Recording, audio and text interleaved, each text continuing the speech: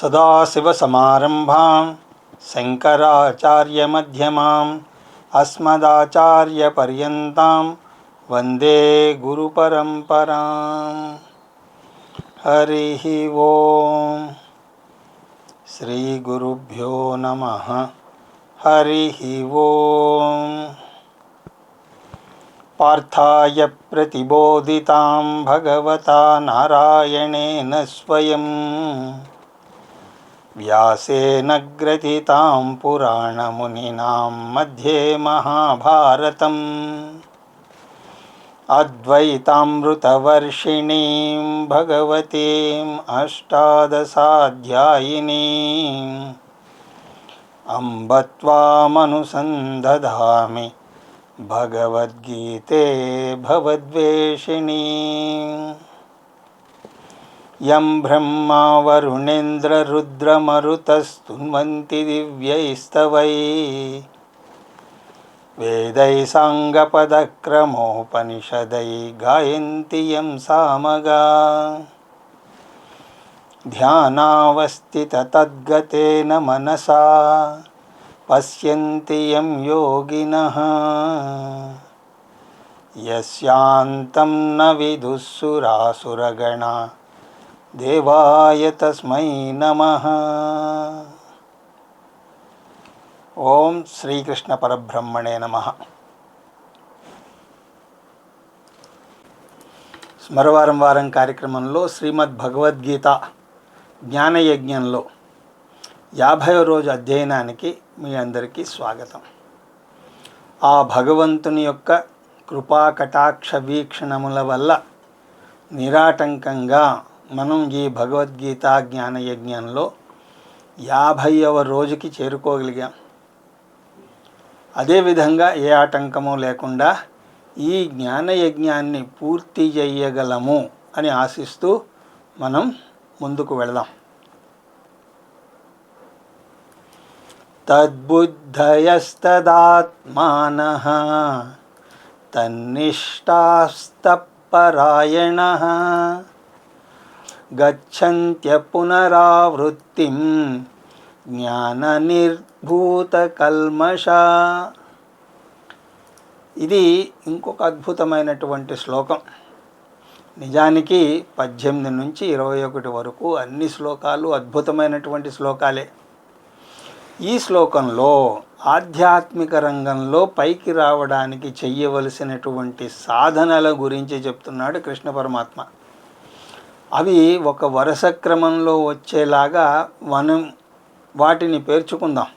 మొదటిగా తత్పరాయణ. తత్పరాయణ అంటే నా ఉన్నత స్థితి, నా జీవితంలో అది నా అంతిమ లక్ష్యంగా ఉండాలి.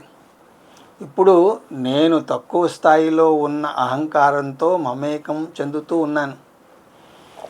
నేను అహంకారంతో ఎప్పుడైతే మమేకం చెందుతానో అప్పుడే నా ఆనందం అనేక బాహ్య వస్తువుల మీద ఆధారపడి ఉంటుంది.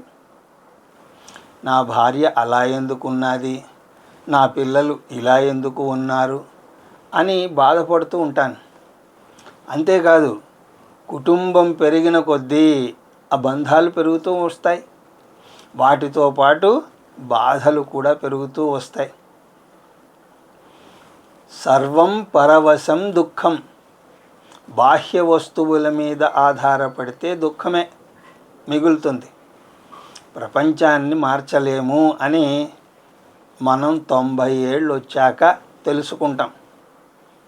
అప్పటికి ఒంట్లో ఓపిక కాస్త అయిపోతుంది.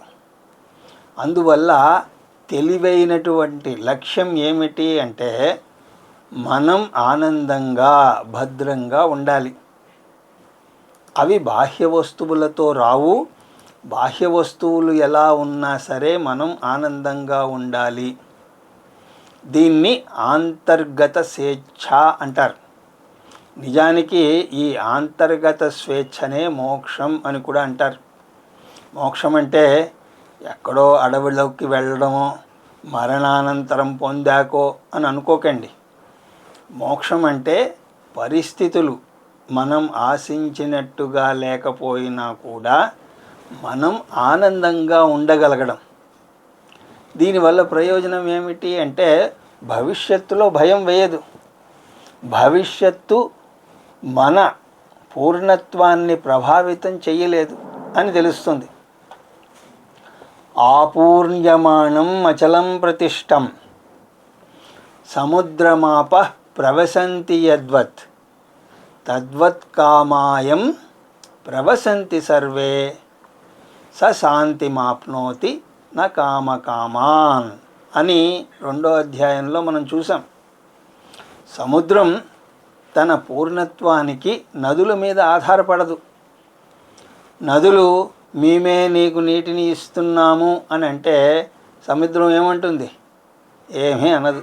ఎందుకంటే సముద్రానికి తెలుసు నిజానికి నదులకే నీరును సముద్రం ఇస్తుంది, వాన రూపంలో అది ఇస్తూ ఉంటుంది. అందువల్ల నదులు సముద్రంలో ప్రవహించినా లేకపోయినా సరే సముద్రం ఎప్పుడూ కూడా పూర్ణమే. అంతేకాదు అందులోకి పవిత్రమైనటువంటి గంగా నది ప్రవహిస్తుంది, చిన్న చిన్న మురికి కాలువలు కూడా ప్రవహిస్తాయి. కానీ సముద్రానికి ఏమీ అవదు. నా ఉన్నత స్థితి కూడా అంతే. ఆత్మనైన నేను సముద్రంతో సమానం. నాలో కలిసేటువంటి నదులు నాకు కలిగేటువంటి అనేక అనుభవాలు, అందులో మంచి అనుభవాలు వస్తాయి, చెడు అనుభవాలు కూడా వస్తాయి. కానీ సముద్రంలాగా నేను ఎప్పుడైతే నేను ఈ పూర్ణత్వాన్ని అర్థం చేసుకుంటానో అప్పుడే నా లక్ష్యం మారుతుంది. ప్రపంచాన్ని మార్చడానికి ప్రయత్నించే బదులు నన్ను నేను మార్చుకోవడానికి ప్రయత్నిస్తాను. ఎటువంటి మార్పు అంటే ఆధారపడే అహంకారం స్థాయి నుంచి నిత్యముక్త అయినటువంటి ఆత్మస్థాయికి ఎదుగుతాను.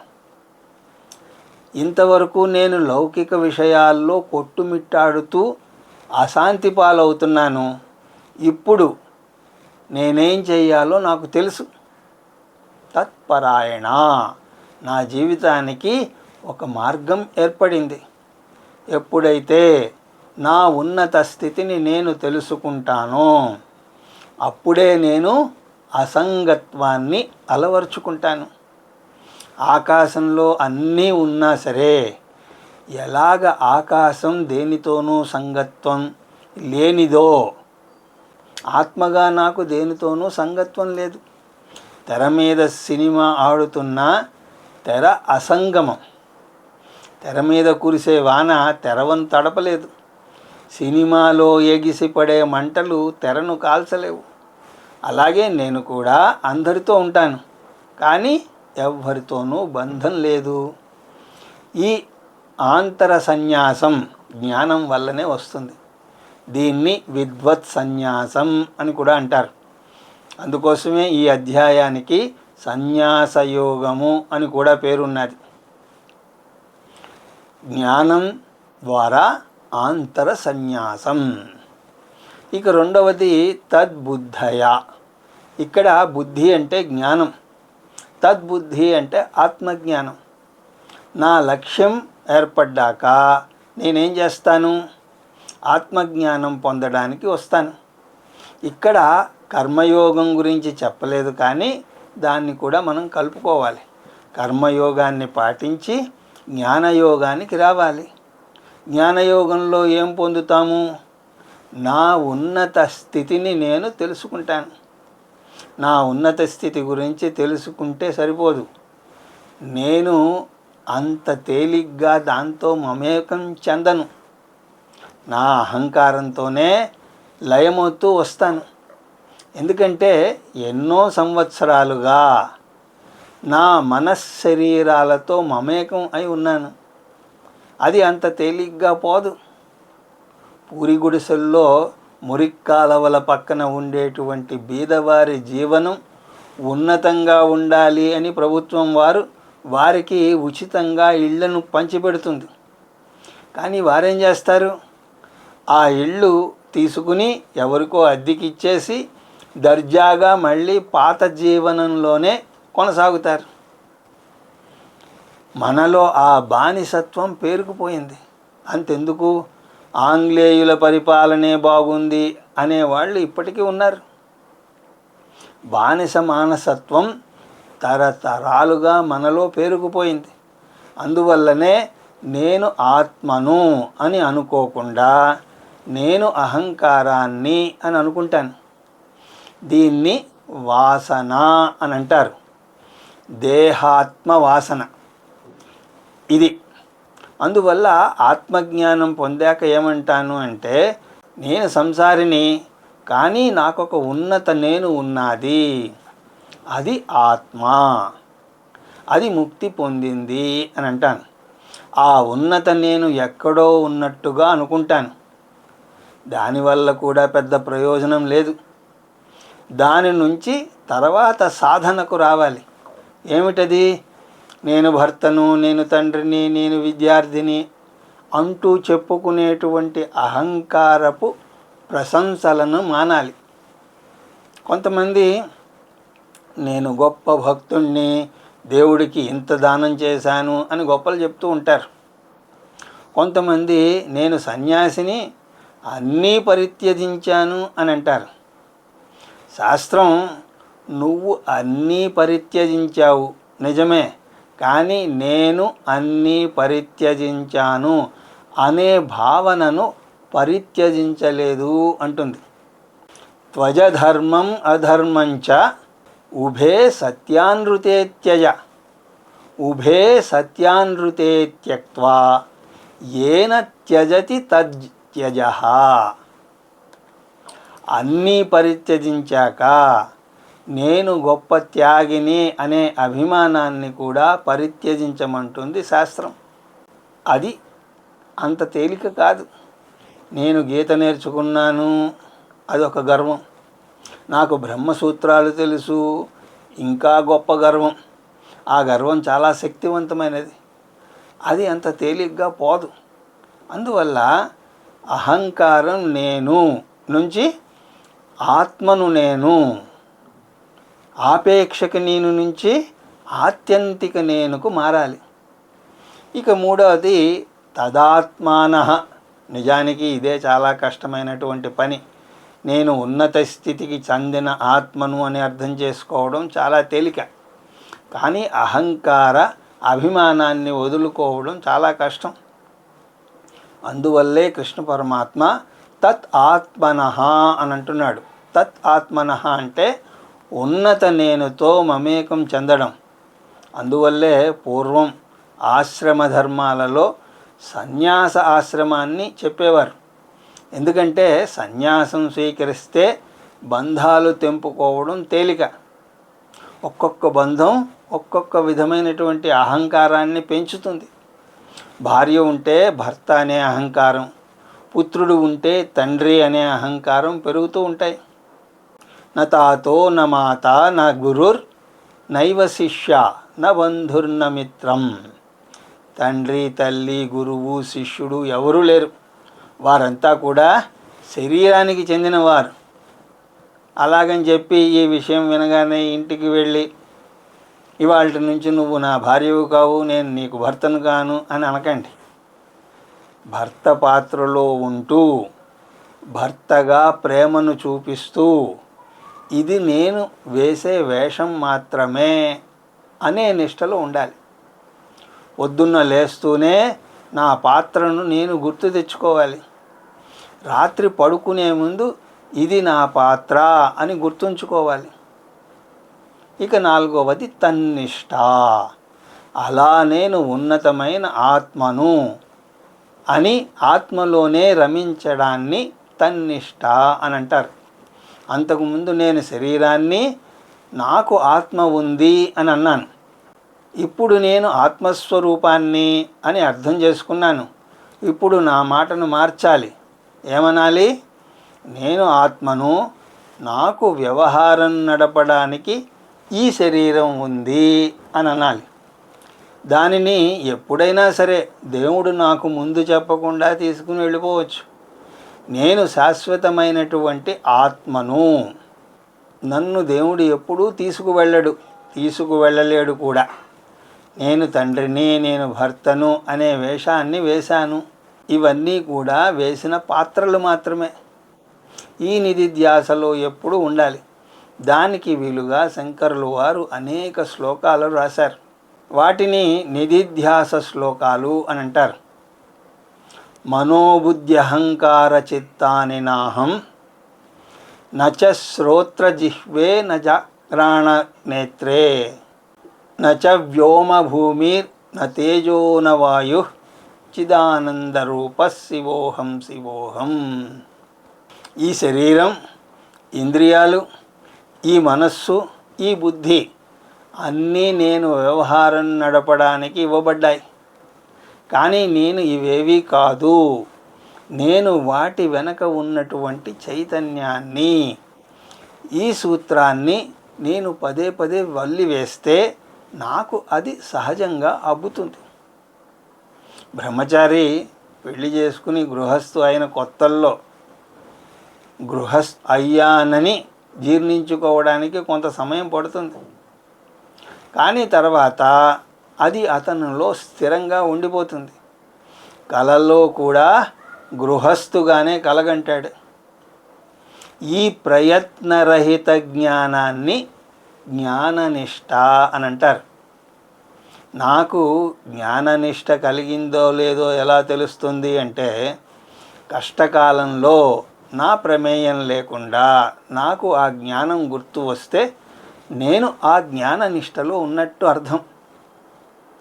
నా జ్ఞానం అంతా నేను రాసుకున్నటువంటి నోట్స్ బుక్లోనో లేకపోతే నేను దాచుకున్నటువంటి పెన్ డ్రైవ్లోనో ఉంటే అది నాకు అవసరానికి అందకపోతే ఆ జ్ఞానం ఉండి కూడా ఏం లాభం. పుస్తకస్య చ యా విద్య పరహస్తే చ యాద్ధనం కార్యకాలే సమాయాతే న సా విద్య న తద్ధనం. పుస్తకాల్లో ఉన్న విద్య, పరుల చేతిలో ఉన్నటువంటి ధనము అవసరమైనప్పుడు ఆ విద్య కానీ ఆ ధనం కానీ నన్ను ఆదుకోవు. అవి ఎప్పుడూ కూడా నాకు అందుబాటులో ఉండాలి. అలాగా నా ప్రమేయం లేకుండా దానంతట అది నాకు గుర్తు వస్తే ఆ జ్ఞానాన్ని జ్ఞాననిష్ట అని అంటారు. బాహ్యంగా మార్పు త్వరగా వస్తుంది, కానీ అంతర్గత మార్పు త్వరగా రాదు. అది వచ్చేలాగా ఆ నిష్టలో ఉండాలి.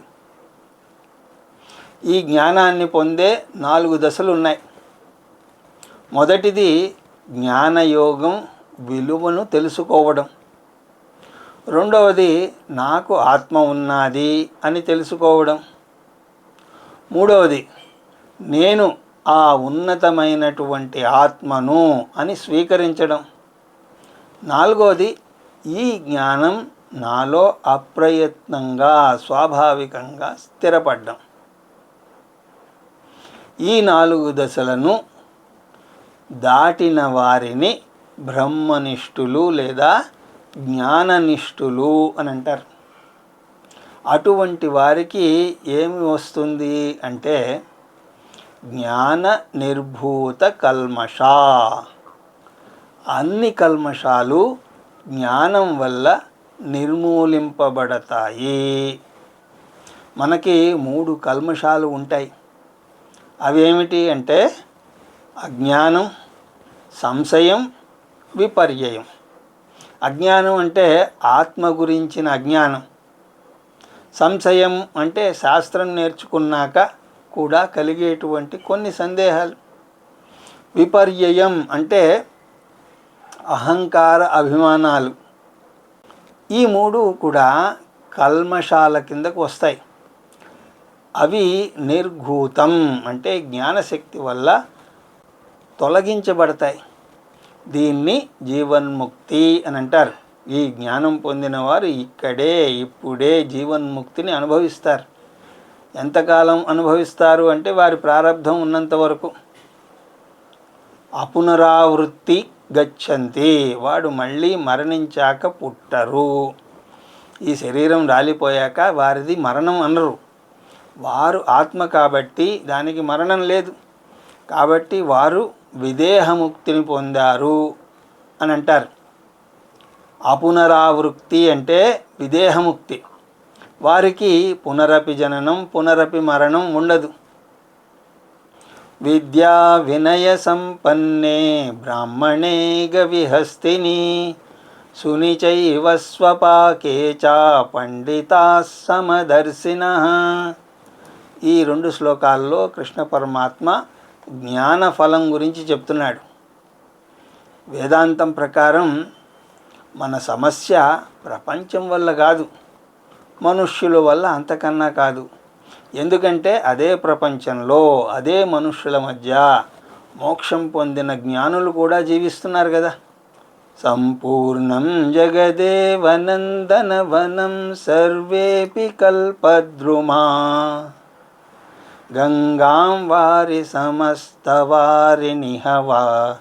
పుణ్యా సమస్తా క్రియా వాచః ప్రాకృత సంస్కృతా శృతిశిరో వారాణసీ మేధిని సర్వావస్థితరస్య వస్తు విషయా దృష్టి పరబ్రహ్మణి అంటూ ధన్యాష్టకంలో శంకరాచార్యులు వారు ఒక జ్ఞానికి ఈ ప్రపంచం నందనవనం అని అంటారు.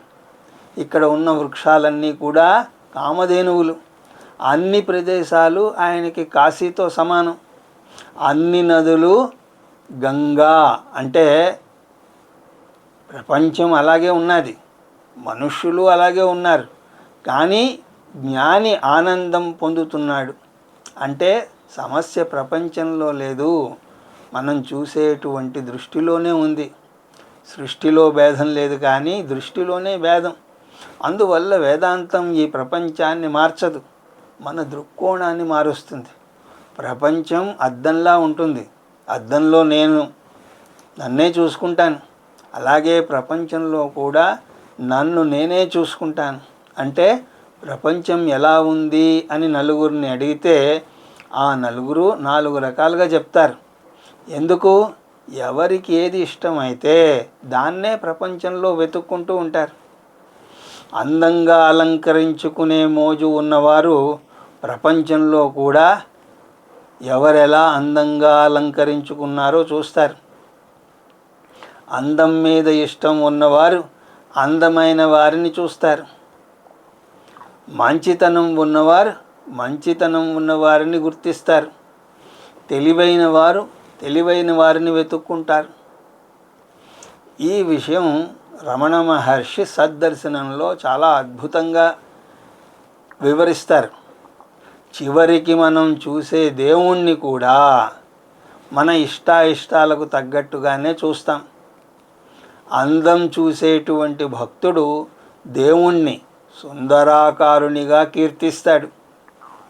తెలివి మీద మక్కువ ఉంటే దేవుణ్ణి సర్వజ్ఞుడిగా కొలుస్తాడు. సగుణ జీవి సగుణ ఈశ్వరుణ్ణే కొలుస్తాడు. నేను నిర్గుణ చైతన్యం అని అర్థం చేసుకున్నటువంటి జ్ఞాని దేవుణ్ణి కూడా నిర్గుణ చైతన్యంగా అర్థం చేసుకుంటాడు. అందువల్ల నన్ను నేను ఎలా అర్థం చేసుకుంటే ప్రపంచాన్ని, ఆఖరికి భగవంతుణ్ణి కూడా అలాగే అర్థం చేసుకుంటాను. కృష్ణ పరమాత్మ జ్ఞాని తనను తాను ఆత్మగా చూస్తున్నాడు అని అంటున్నాడు. అప్పుడు అతను తక్కిన వారిని కూడా ఆత్మగానే చూస్తాడు. నేను ఆత్మను, నాకు వ్యవహారం నడపడానికి శరీరం ఉంది అని ఎలా అంటాడో అందరినీ కూడా అలాగే చూస్తాడు. అందువల్ల ఈ జ్ఞానం వల్ల కలిగే ఫలం ఏమిటి అంటే సర్వత్ర సమదర్శనం.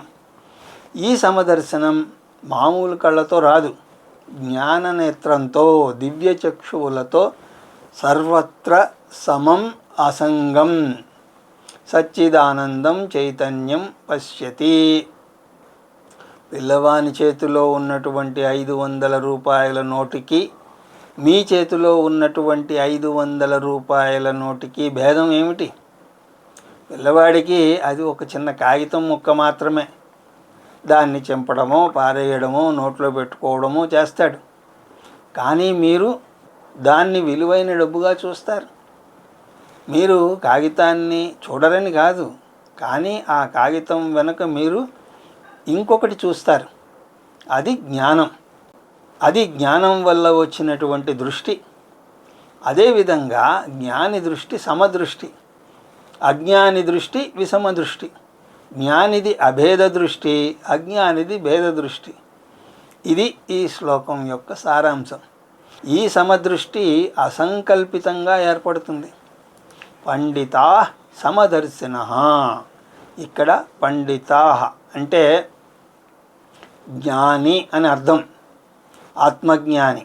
సాధారణంగా పండితుడు అన్న పదాన్ని ఏ విద్యలో అన్నా కూడా ఆ విద్యలో ఆరితేరిన వ్యక్తి అని వర్ణించడానికి వాడతారు. ఉదాహరణకు అతను హిందీ పండితుడు అని అంటారు. కానీ గీతలో పండితుడు అంటే ఆత్మజ్ఞాని. నిజానికి కృష్ణ పరమాత్మ తను చెప్పినటువంటి మొట్టమొదటి శ్లోకంలోనే నాను శోచంతి పండితాః అని అన్నాడు. ఇక్కడ దానికి వివరణ వస్తుంది. పండితుడు అంటే సమదర్శనం ఉన్నవాడు, మామూలు కళ్ళతో కాదు. ఆ విషయాన్ని మనం మర్చిపోకూడదు. మామూలుగా అతను కూడా అనేక రంగులు రూపాలు చూస్తాడు. మామూలు కళ్ళకు అన్నీ ఒకేలాగా కనిపిస్తే ఏదో పచ్చకామర్లు వచ్చినట్టుగా కంటి వైద్యానికి వెళ్ళాల్సి ఉంటుంది. అదే జ్ఞాననేత్రంతో సమత్వం చూస్తే మోక్షం పొందినట్టు అర్థం. ఈ విషయాన్ని గమనించండి. సమదర్శనము అంటే సమ ఆత్మదర్శనం. ఎక్కడ చూస్తాడు ఈ సమత్వం? కృష్ణ పరమాత్మ ఒక పెద్ద పట్టిక ఇస్తున్నాడు. విద్యా వినయ సంపన్నే బ్రాహ్మణే. ఒకవైపు ఒక గొప్ప వ్యక్తి, బ్రాహ్మణుడు అంటే జాతి బ్రాహ్మణుడు అని కాదు, సత్వగుణ ప్రధానుడైనటువంటి బ్రాహ్మణుడు. నిజానికి బృహదారణ్యకంలో ఎవరైతే బ్రహ్మజ్ఞానో అతనే అసలైన బ్రాహ్మణుడు అని వస్తుంది. అందువల్ల బ్రాహ్మణుడు అంటే జ్ఞాని. తస్మాత్ బ్రాహ్మణ పాండితవ్యం నిర్విద్య బాలేనిష్టాసేత్. బాల్యంచ పాండిత్యంచ నిర్వాద్యార్థ ముని అమౌనంచ మౌనంచ నిర్వాద్యార్థ బ్రాహ్మణ అని బృహదారణ్యకంలో వస్తుంది. ఎవరైతే శ్రవణ మనన నిధిధ్యాసల ద్వారా బ్రహ్మనిష్టలో ఉంటాడో అతనిని మాత్రమే బ్రాహ్మణుడు అనగలం. ఇక్కడ బ్రాహ్మణుణ్ణి ఎలా వర్ణించాడు కృష్ణ పరమాత్మ అంటే విద్యా వినయ సంపన్నే అని అన్నాడు. సంపన్నుడైన వాడు దేనివల్ల? విద్య వల్ల. విద్యాధనం సర్వధనం ప్రధానం. తక్కిన సంపదలతో పరిమితి ఉన్న వస్తువులనే కొనగలం, కానీ విద్య అనేటువంటి సంపదతో శాశ్వతమైనటువంటి మోక్షాన్ని మనం పొందగలం. ఈ జ్ఞానాన్ని ద్రవిణం అంటే సంపద అని అన్నారు. బ్రాహ్మణుడు జ్ఞానం అనే సంపద ఉన్నవాడు. ఆ జ్ఞానంతో పాటు కూడా వినయం కూడా ఉన్నది. వినయం అంటే అమానిత్యం. వినయం లేకపోతే విద్య రాదు. నీరు పైనుంచి కిందకు ప్రవహించినట్టుగా జ్ఞానం వినయం ఉండి గురువుకు వంగిన వ్యక్తికి ప్రవహిస్తుంది. ఆ తర్వాత గవి అంటే ఆవు. మన సాంప్రదాయంలో ఆవుని సత్వగుణ ప్రధాన జంతువుగా పరిగణిస్తారు. అందువల్ల గో పూజ చేస్తారు. అందరూ దేవతలు గోవులో ఉంటారు అని అంటారు. అందువల్ల ఇప్పటికీ గో ప్రదక్షిణ చేస్తారు. ఆవుకి ప్రదక్షిణ చేస్తే దేవతలందరికీ కూడా ప్రదక్షిణ చేసినటువంటి పుణ్యం వస్తుంది. ఇక హస్తి అంటే ఏనుగు. మన సంప్రదాయంలో ఏనుగుకు కూడా పెద్ద పీట వేశారు. ఆలయాలలో ఏనుగుకి పూజ చేస్తారు. ఆ తర్వాత సుని. మన సంప్రదాయంలో అన్నింటికంటే హీనమైనటువంటి జాతి కుక్క జాతి. అందువల్లనే మన పూర్వీకుల దగ్గర ఆవులు ఉండేవి కానీ కుక్కలు ఉండేవి కావు. స్వపాకే అక్షరాలా తీసుకుంటే కుక్క మాంసాన్ని తినేవాడు. మన సంప్రదాయంలో మాంసభక్షణ చేయరాదు, ఎందుకంటే అది హింసతో కూడినటువంటిది. అలాగే సురాపానం కూడా చేయకూడదు. ముఖ్యంగా ఆధ్యాత్మిక చింతన ఉన్నవారు మాంసభక్షణాన్ని తామసిక కర్మగా చూస్తారు. అది తమో గుణాన్ని పెంపొందిస్తుంది. మాంసభక్షణలో కూడా కుక్క మాంసాన్ని తినేవారు ఇంకా అధములు. పండితా సమదర్శిన. కృష్ణ పరమాత్మ ఇక్కడ ఒకవైపు అందరూ చాలా గౌరవించేటువంటి బ్రాహ్మణుణ్ణి, ఇంకొక వైపు అందరూ చిన్న చూపు చూసేటువంటి కుక్క మాంసం తినేటువంటి వాడిని తీసుకుని మధ్యలో కొన్ని జంతువుల్ని పెట్టాడు. ఈ పట్టికలో చెట్లను కూడా మీరు తీసుకోవచ్చు. ఇవన్నీ చూడ్డానికి పూర్తిగా భిన్నంగా ఉన్నాయి. వాటి యొక్క శరీర నిర్మాణం వేరు, వారికి ఇచ్చే ప్రాముఖ్యత వేరు, వాటి యొక్క గుణం కూడా వేరు. స్థూల సూక్ష్మ శరీరాలు పరంగా ఇవన్నీ కూడా భిన్నంగా ఉన్నాయి. కానీ అన్నింటిలోనూ సమంగా ఉన్నదేమిటి అంటే ఆత్మ. సర్వత్రా అంటే సర్వేషు శరీరేషు సమదర్శిన. కానీ ఇక్కడ ఒక విషయాన్ని జాగ్రత్తగా గమనించాలి. జ్ఞానికి సమదర్శనం ఉంది అంటే అది అతని మనస్సులో, అతని సుప్త చేతన మనస్సులోనే ఉన్నది. సంగీత కచేరీలో తంబూరా శృతి వినిపిస్తూ ఉన్నట్టుగానే అతని మనస్సులో ఈ సర్వదర్శన తంబూరా శృతిలాగా మోగుతూనే ఉంటుంది. కానీ వ్యవహారం నడిపేటప్పుడు మాత్రం భేదాలను చూస్తాడు. అలా చూడకపోతే ఏమవుతుంది? గ్లాసులో నీళ్ళు ఇస్తే సర్వత్ర దర్శనం చూడాలని గ్లాసును తాగలేడు కదా. గ్లాసులోని నీళ్ళనే చూస్తాడు, నీటిని నీరుగానే చూస్తాడు. వ్యవహారంలో మనిషిని మనిషిగా, పుస్తకాన్ని పుస్తకంగా, నీరుని నీరుగా చూస్తాడు. వ్యవహారంలో భేదం తప్పదు. అందువల్ల వ్యవహారంలో ధర్మశాస్త్రాన్ని పాటించాలి. అంతేకాని శంకరులు వారు చక్కగా అంటారు, భావాద్వైతం సదా కుర్యాత్ క్రియాద్వైతం న కర్షిచిత్, అద్వైతం త్రిషు లోకేషు నాద్వైతం గురునా సహా. భావంలో ఎప్పుడూ కూడా అద్వైతం ఉండాలి, వ్యవహారంలో ద్వైతాన్ని చూపాలి అని శంకరాచార్యులు వారు అద్భుతంగా చెప్పారు. గురువు దగ్గర అద్వైత శాస్త్రాన్ని అధ్యయనం చేశాక శిష్యుడు వెళ్ళి, ఇప్పుడు మన ఇద్దరం సమానమే కదా, ఇంతవరకు నేను మీకు నమస్కారం పెట్టాను, ఇప్పుడు మార్పు కోసం మీరెందుకు నాకు నమస్కారం పెట్టకూడదు అని అన్నాడు అనుకోండి, ఎలా ఉంటుంది? వ్యవహారంలో గురువు గురువే, శిష్యుడి శిష్యుడే. అందువల్ల సమదర్శనం సుప్తచేతస మనస్సులోనే ఉండాలి. ఆభరణాలన్నింటిలోనూ బంగారం ఉందనే సమదర్శనం కలిగినా కూడా గొలుసుని మెడలోనే వేసుకుంటారు, గాజును చేతికే వేసుకుంటారు, ఉంగరాన్ని వేలికే తొడుక్కుంటారు. దీన్ని వ్యవహారిక భేదము అని అంటారు. దీన్నే జ్ఞానం అని అంటారు. ఇహై వైతైర్జిత సర్ధో ఏషాం సామ్యే స్థితం మనః నిర్దోషం హి సమం బ్రహ్మ తస్మాత్ బ్రహ్మణి తే స్థిత. ఇది ఇంకొక అద్భుతమైనటువంటి శ్లోకం. నిజానికి 18 నుంచి 21 వరకు అన్ని అద్భుతమైన శ్లోకాలే అని చూసాం. కానీ ఇది ఇంకా ముఖ్యమైనటువంటి శ్లోకం. ఎందుకంటే ఇది మన సిద్ధాంతంలో ఉన్నటువంటి పెద్ద చర్చకు జవాబు చెప్తోంది. జ్ఞాని ఇక్కడే ఇప్పుడే జీవన్ముక్తిని పొందుతాడు. ఇది ఈ శ్లోకం యొక్క సారాంశం. చాలామంది జీవించి ఉండగా మోక్షం కలగదు అని అంటారు. వారి ఉద్దేశంలో మోక్షం అన్నది మరణానంతరమే కలుగుతుంది. అది కూడా ఊర్ధ్వలోకాలకు వెళ్ళాక మోక్షం వస్తుంది. శివలోక ప్రాప్తిని లేదా విష్ణు లోక ప్రాప్తిని మోక్షం అని వారు అంటారు. కానీ అద్వైతంలో ఇక్కడే ఇప్పుడే మోక్షం కలుగుతుంది. ఈ సిద్ధాంతాన్ని నొక్కి ఒక్కాణించే శ్లోకం ఇది.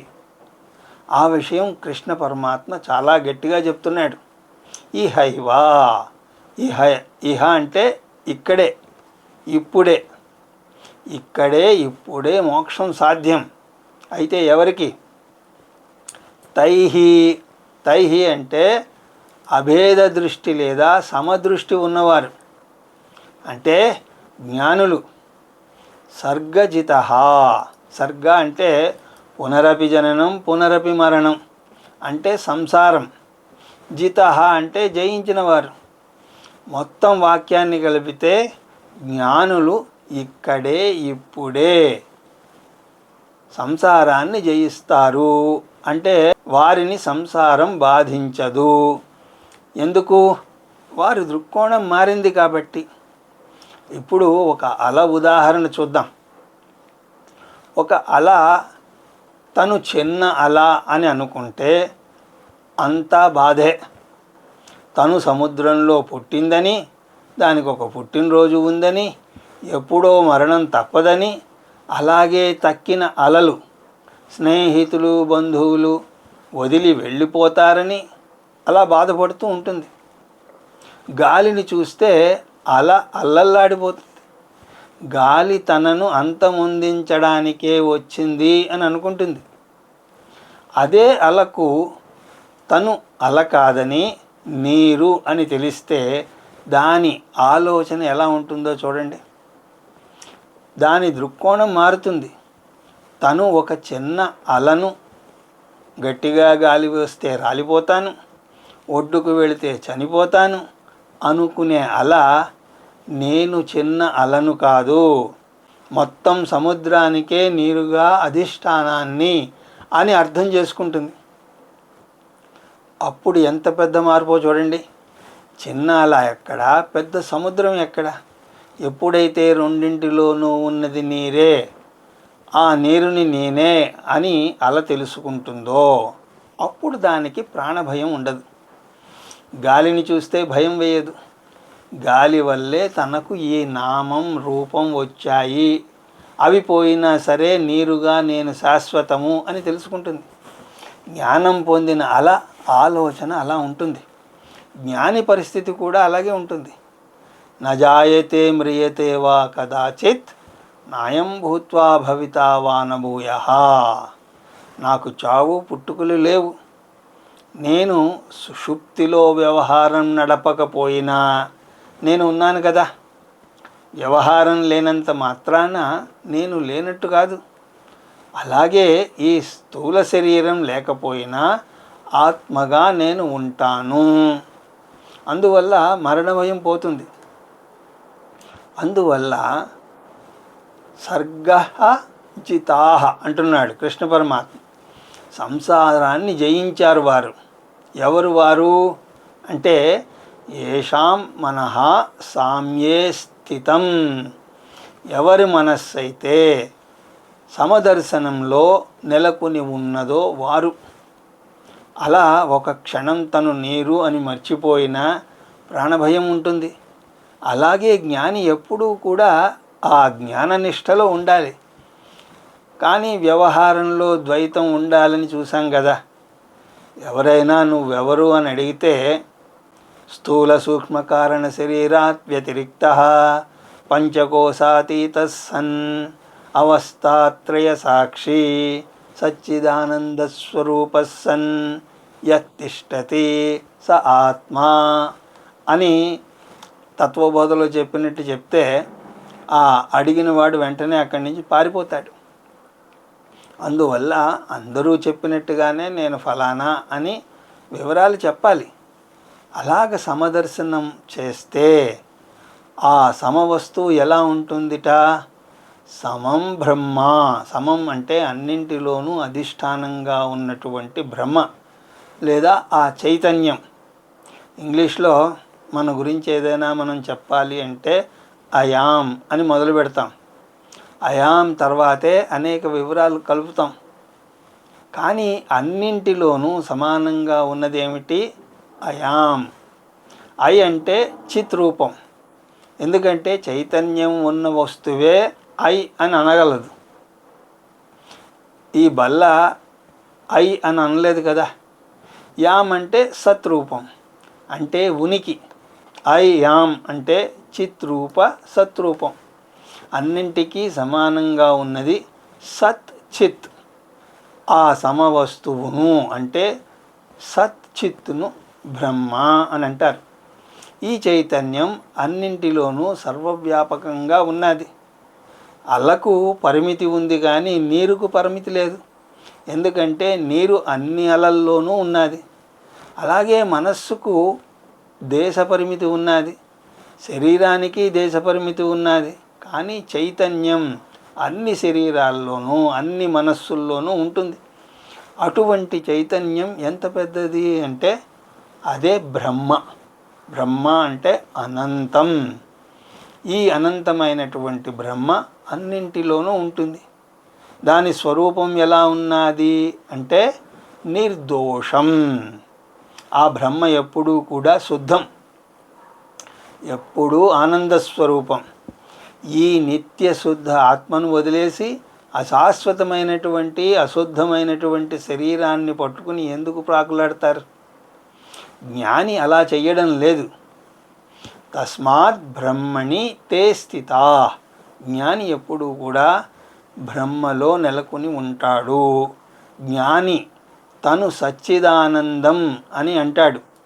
తను నిత్య శుద్ధ బుద్ధముక్త స్వరూపుడను అని తెలుసుకుంటాడు. ఈ జ్ఞానం 2 దశల్లో పొందుతాడని చూసాం. తను నేను మానశరీరాలను కానని, శరీరంలో ఉండి శరీరానికి భిన్నంగా ఉన్నటువంటి ఆత్మను అని గ్రహిస్తాడు. తర్వాత ఈ ఆత్మ సర్వవ్యాపకమైనదని, అందరిలోనూ ఉంది అని తెలుసుకుంటాడు. అందువల్ల ఎదుట వారిని శారీరకంగా కాక ఆత్మగా చూస్తాడు. వారు కూడా నామరూపాలు ఉన్నటువంటి ఆత్మస్వరూపము అని అర్థం చేసుకుంటాడు. తను శుద్ధ ఆత్మ కాబట్టి తక్కిన వారు కూడా శుద్ధ ఆత్మ అని తెలుసుకుంటారు. తను శుద్ధ ఆత్మ అని గ్రహించాక అశుద్ధమైనటువంటి శరీర స్థాయికి రాడు. అందువల్ల బ్రహ్మనిష్టలో ఉంటాడు.